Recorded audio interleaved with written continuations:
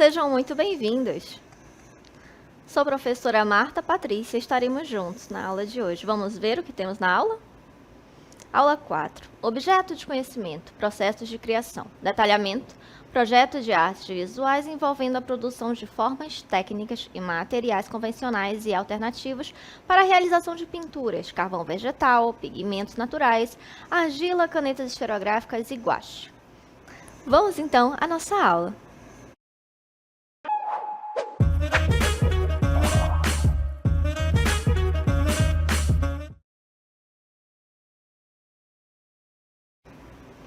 Muito bem.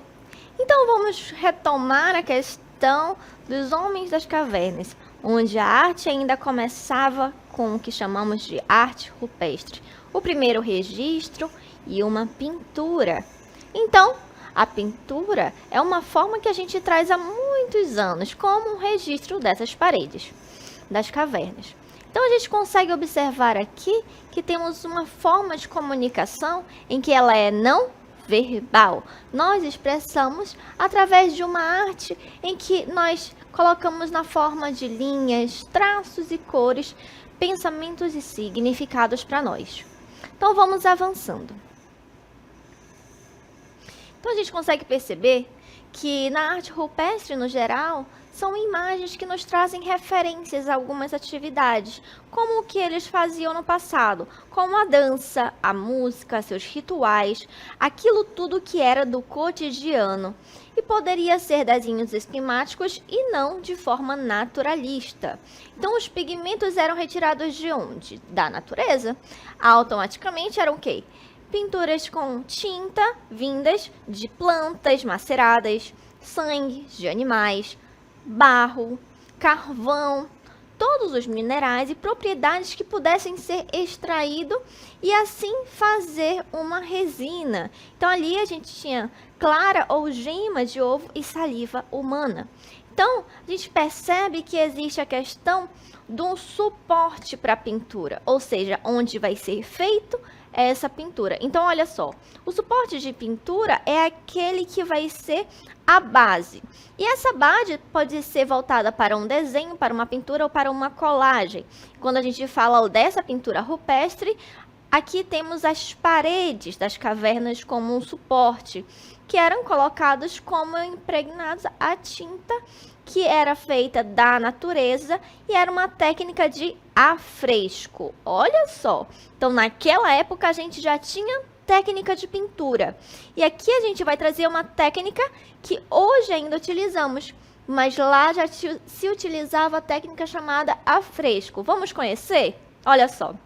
A técnica afresco, ela vai ser feita sobre uma parede ou teto. Então, aqui tem como base o gesso ou argamassa e assume frequentemente uma forma de mural. Então, é uma técnica que consiste diretamente sobre o revestimento ainda fresco da parede. Então, olha só, eu percebo que ele se chama, deriva o seu nome da técnica afresco em virtude de ser um material que ele é produzido ainda fresco, ou seja, muito mole, ainda não seco, sendo diluído ali em água que penetra e assim ele se funde. Então é uma técnica utilizada desde a antiguidade, relacionada até mesmo com a pintura italiana renascentista. Então, eu trago para vocês exemplos disso. Olha só, o afresco na Idade Média. Nós estamos aqui fazendo um avanço.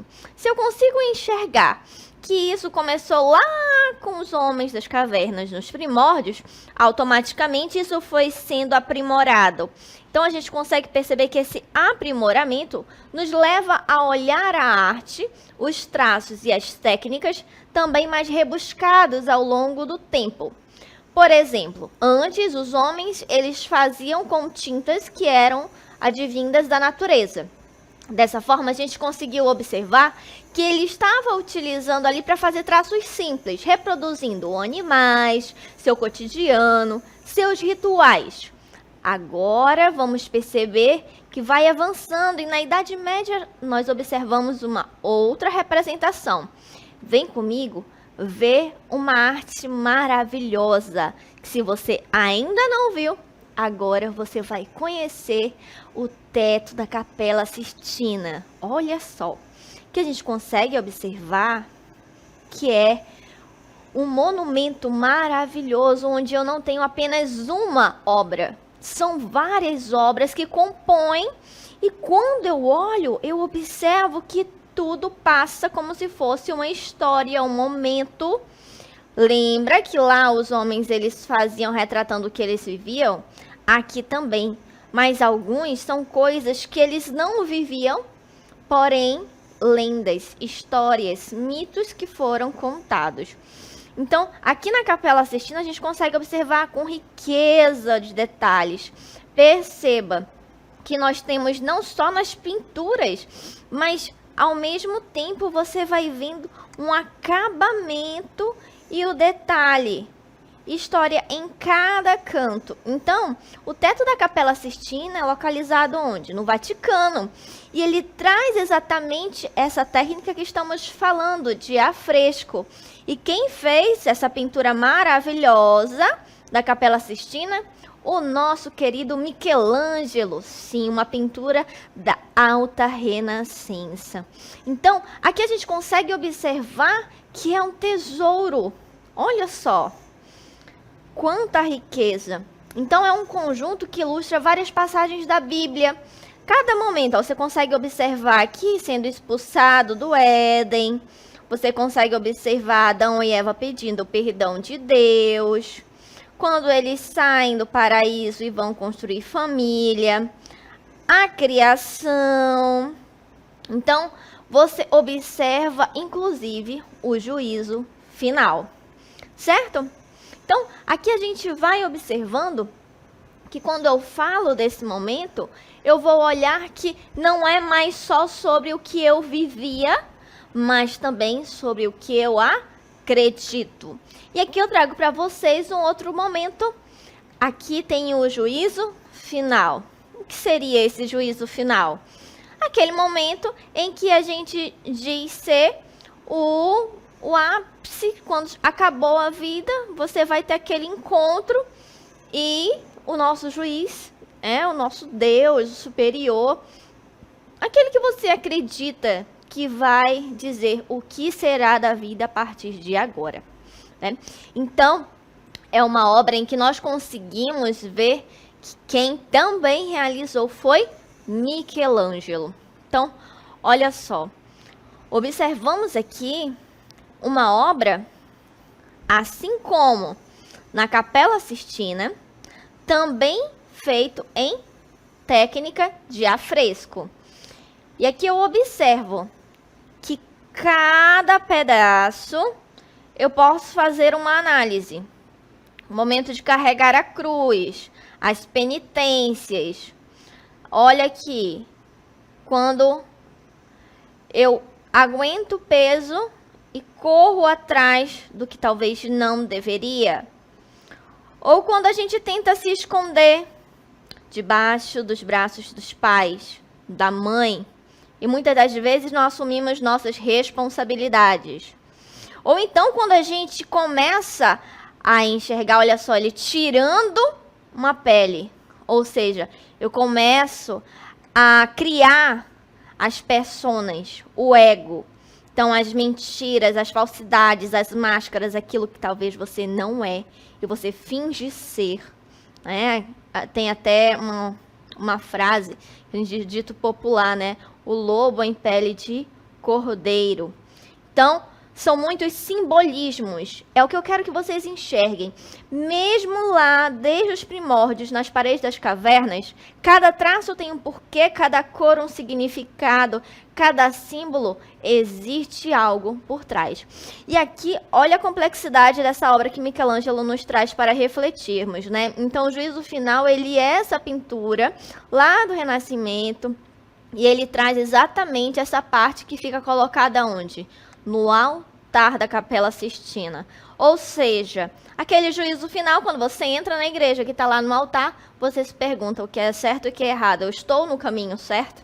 Então aqui, esse afresco ele vai trazer exatamente essa reflexão e o julgamento de Deus. Então a gente estabelece aqui essa nova era do reino de Deus. Tudo bem? Então, assim a gente vai percebendo que não existe apenas um olhar, mas vários olhares. Ainda falando desse artista Michelangelo maravilhoso dentro desse contexto da técnica de afresco, mas falando dessa conotação religiosa, porque nós estamos falando do quê? Do período renascentista. Então, se eu falo lá das pinturas e das obras no Renascimento, lá no período renascentista, eu vou olhar para a questão religiosa. Então, até aqui a gente viu todo esse desenvolver voltado para a questão religiosa. E aqui eu apresento outra obra dele, a criação de Adão.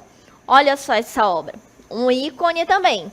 Mesmo que você não conheça a fundo, mas com certeza você já deve ter visto em filme, em alguma coisa na TV, ou já deve ter ouvido falar. Afinal, a gente tem essa reflexão e tem muitos detalhes que a gente pode observar. Então, quando eu falo de perceber esse olhar minucioso, é você entender que eu não quero que você olhe apenas para uma técnica, mas refletir. Sem um olhar simplista, ou seja, só dizer se é bonito ou se é feio, mas saber que existe uma técnica e uma reflexão por trás. Cada obra conta um pouco da vida e de como o artista entende o mundo ao seu redor. Então, se a gente está falando de Michelangelo, olha só a percepção que ele nos apresenta aqui. Então, nós temos essa obra, onde a gente consegue observar, percebe comigo, aqui você já deve ter percebido a conexão, a ligação. Quem seria essa figura aqui que se apresenta como homem barbudo? Deus, Criador. E quem seria esse? O humano, o homem.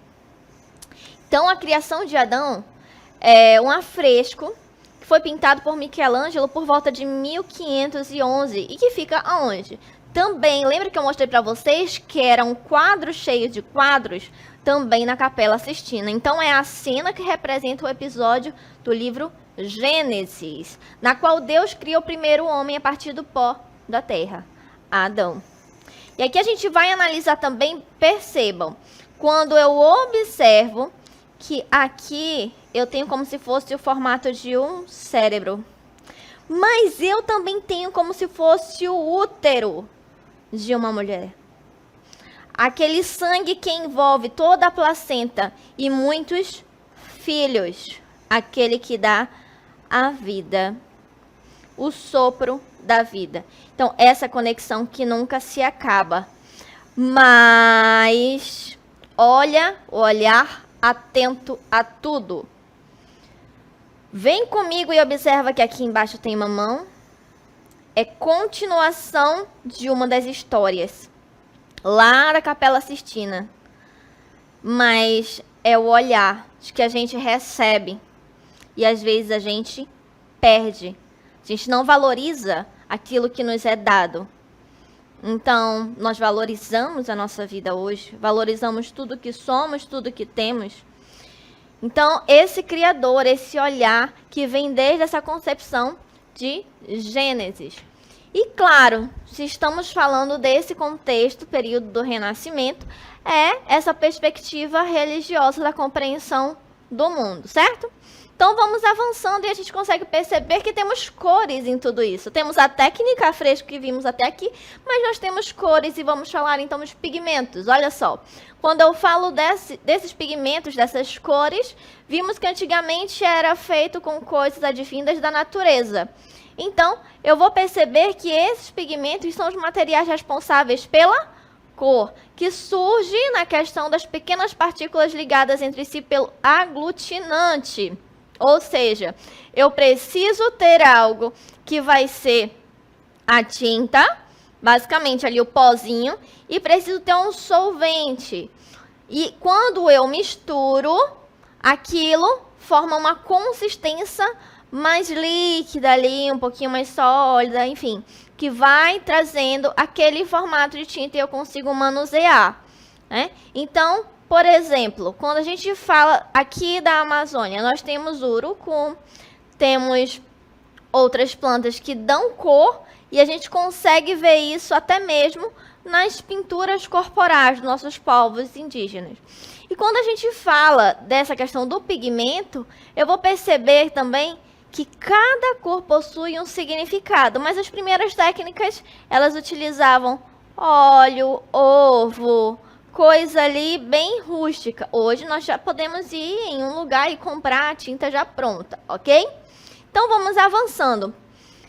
E assim, a gente percebe que hoje temos isso feito em várias superfícies, pigmentos de várias formas, seja com óleo ou com água.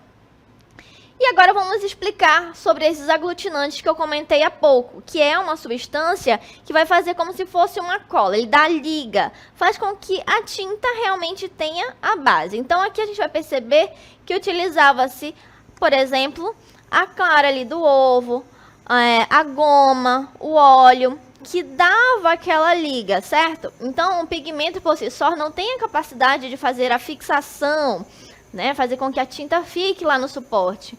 Portanto, ele precisa ser misturado, tá bom? Então, o pigmento, aquele pozinho que precisa do líquido, do aglutinante. E aí, ele misturado, ele acontece, a tinta faz com que crie ali aquela coisa líquida advindo do sólido.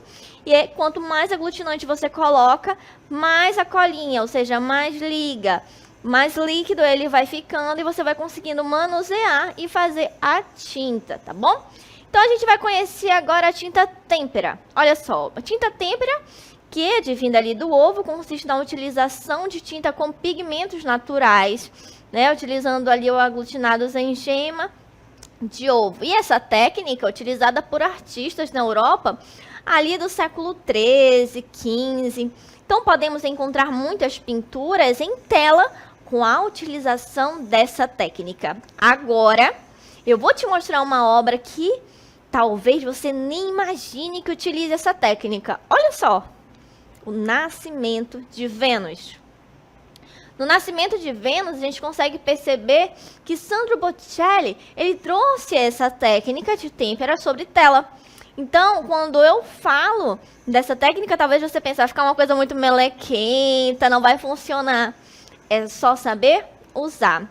Então, o Nascimento de Vênus é uma pintura de Sandro Botticelli que representa o quê? A deusa Vênus emergindo do mar.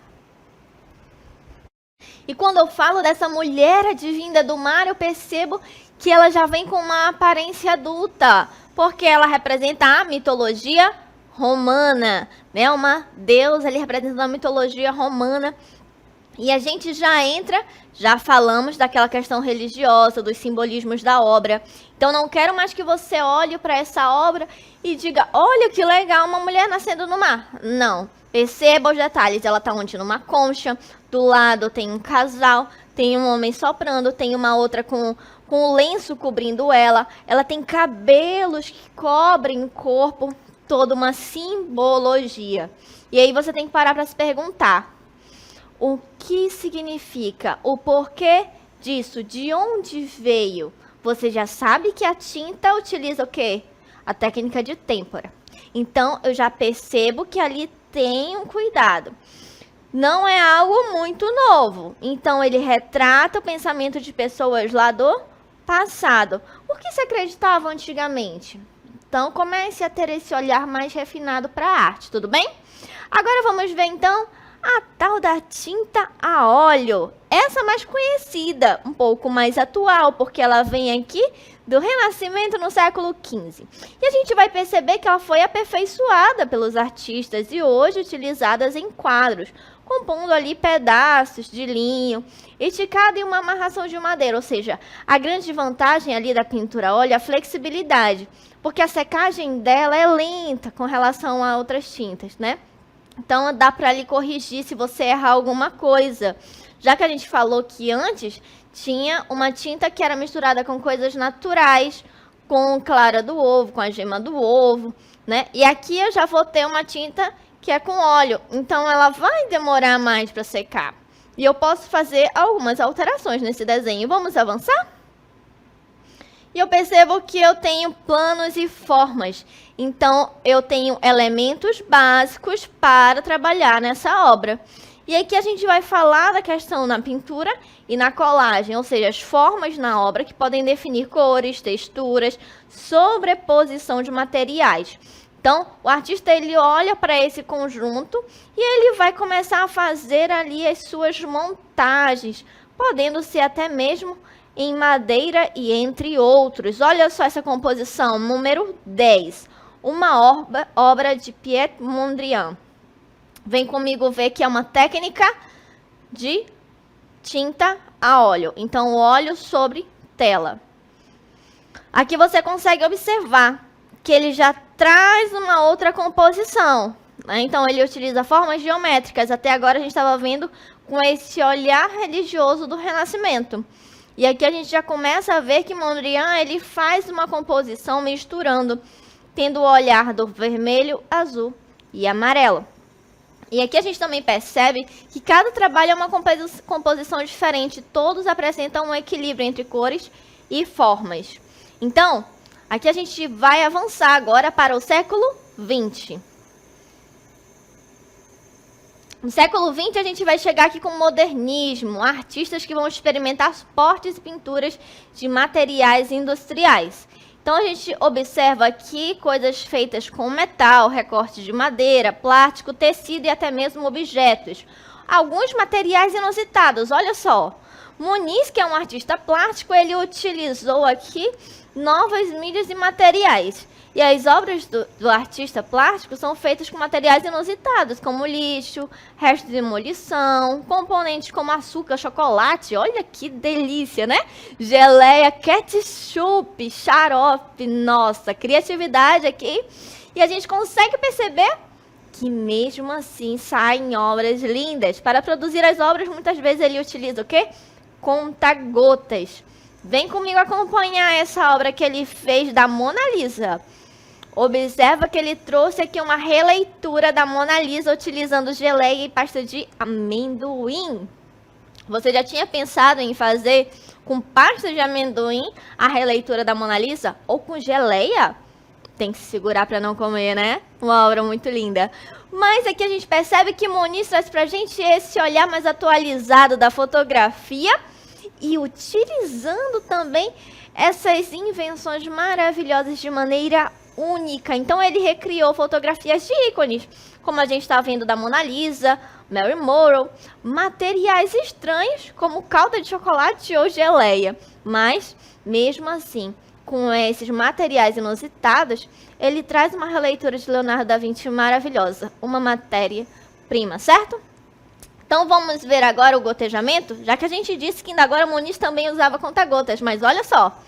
Aqui eu trouxe o Jackson Pollock, que é um artista estadunidense que traz esse universo das artes na primeira metade do século XX, e ele traz aqui a questão do abstrato. Então, essas vertentes de arte valorizavam o quê? A questão do impulso contemporâneo, que traz aqui a importância do movimento corporal, gestual, na criação da obra. Então, olha o exemplo que eu trago para vocês. Esse gotejamento é trazer esses pingos, uma coisa mais realmente como se fosse dançando e movimentando e jogando, e vai formando a obra. E Pollock tem a ideia de criar ali a partir de grandes telas no chão, em ateliê, usando o quê? O corpo como seu próprio instrumento, trazendo assim essa maneira de pintar bem diferente. E aqui a gente consegue perceber que ele vai trazendo algo mais abstrato, né? Não é algo fechado, é essa coisa mais espontânea e que parte do quê? Do surrealismo. Ou seja, precisa existir? Não. Eu preciso criar. Precisa fazer sentido? Também não. Eu preciso expressar. Precisa ter um significado? Talvez sim, talvez não. Mas eu não vou deixar de realizar. Então, ele usa o movimento, as pinceladas, o gotejamento da tinta e sua obra vai surgindo. E depois ele olha e diz, isso aqui faz sentido. Talvez não para você, mas para o artista fez. E de repente, para você pode fazer tanto sentido que você olha e diz, parece que falou comigo. Mas não para por aqui. Vamos ver como isso também se dá com a questão do carvão vegetal? Olha só, é um tipo mais popular. Então, essa ferramenta faz tons suaves e sutis de cinza que são normalmente muito fáceis de apagar. É um produto muito útil que assegura um preço ali mais acessível, certo? Então, além disso, ele pode ser encontrado de diferentes tamanhos, o que facilita ali o contorno dos desenhos a carvão. Então, a arte é um agente de transformação e permite que o artista explore tudo isso, traz uma reflexão, reavaliação, expansão e visão do mundo. Então, independente do estilo, dos materiais e técnicas utilizadas pelo artista, que pode ser do tradicional ao contemporâneo, ele tem o poder de mudar pessoas e sociedade. E de fazer com que o mundo se torne ali mais compreensível, mais empático, percebendo que tudo isso são técnicas, mas que nada mais seria se não tivesse a questão da intenção. Ou seja, tudo que nós criamos é algo que está dentro de nós. E seja da técnica fresco, a técnica da tinta a óleo que falamos, ou do carvão, independente de qualquer coisa, um traço, ele pode não ser só um traço. Ele pode ser uma palavra que muitas vezes não foi verbalizada, mas está sendo dita, escrita, da forma que se consegue fazer. Então, antes, a gente consegue enxergar que os homens lá dos primórdios, eles faziam seus registros nas paredes das cavernas. Eles traziam aquilo que eles viviam. Será que hoje nós mudamos em relação a isso? Muitas das vezes não. Porém, nós evoluímos e fomos percebendo que olhamos mais para fora do que para dentro. Isso quer dizer que quando nós acabamos olhando para fora, esquecemos que nós temos essas necessidades, ou seja, de expressar, de criar, de manifestar. O que antes era muito simples, mas era muito importante, a gente deixou de fazer. E muitas das vezes a gente olha ao redor e acha que é só coincidência. Só que cada cor tem um significado. O azul, o verde, o branco, o preto. Cada traço, cada ponto, cada reta. Então, você pode estar fazendo, de repente, um exercício que é só para cobrir e achar que ele não tem significado nenhum. A priori, pode parecer que você só está fazendo um exercício ali para a motricidade, mas ele pode estar dando asas à imaginação do que você pode fazer para a sua vida. Então, independente do material que vimos aqui, nenhum desses artistas deixaram de falar em épocas e períodos que a comunicação era restrita. No Homem das Cavernas, eles não sabiam verbalizar, mas eles desenhavam. No período renascentista, eles estavam restritos a falar da questão da religião, mas mesmo assim eles não deixavam de desenhar, não deixavam de pintar, não deixavam de criar. Porque eles poderiam ter que se calar, mas a sua arte falava por si. Hoje você pode dizer, mas eu não tenho essa habilidade, eu não sei fazer, professora. Às vezes você só não se permitiu. E assim como a gente viu aquela obra do juízo final, talvez você esteja sendo o seu maior juiz. Na arte não existe um certo ou um errado, existe o se permitir. E quando a gente fala de se permitir, é criar. Nós vimos que o Muniz criou com geleia, com pasta de amendoim. E você pode estar dizendo, eu não faço porque eu não tenho recurso. Eu não faço porque eu não sei fazer. Você já tentou? Você já se permitiu? Então, que tal começar a olhar e dizer, eu vou fazer o meu melhor com o que eu tenho, onde eu estou e com o que eu posso. Assim a gente consegue perceber que a arte, ela sai desse olhar só do belo e passa a trazer a reflexão, o seu existir. Muitas das vezes a gente pensa que a arte está em todas as outras disciplinas, mas na verdade todas as outras disciplinas vieram da arte, porque é a partir da arte que nós criamos, nos comunicamos e nós expressamos no mundo aquilo que existe dentro de nós. Assim a gente vai ficando ao final da nossa aula de hoje.